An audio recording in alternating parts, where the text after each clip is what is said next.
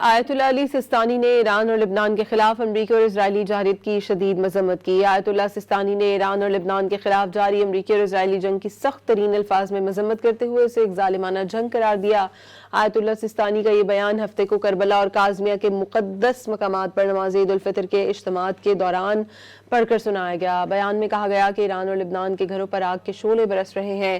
یہ دونوں اسلامی ممالک وحشیانہ فوجی جارحیت کا نشانہ بن رہے ہیں۔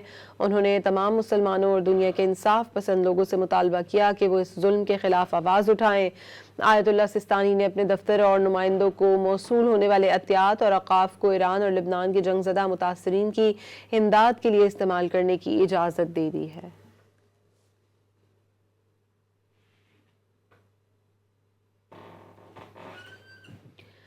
آیت اللہ علی سستانی نے ایران اور لبنان کے خلاف امریکی اور اسرائیلی جارحیت کی شدید مذمت کی۔ آیت اللہ سستانی نے ایران اور لبنان کے خلاف جاری امریکی اور اسرائیلی جنگ کی سخت ترین الفاظ میں مذمت کرتے ہوئے اسے ایک ظالمانہ جنگ قرار دیا۔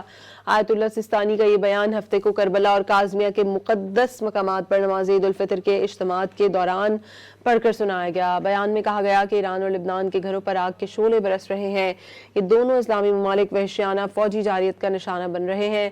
انہوں نے تمام مسلمانوں اور دنیا کے انصاف پسند لوگوں سے مطالبہ کیا کہ وہ اس ظلم کے خلاف آواز اٹھائیں۔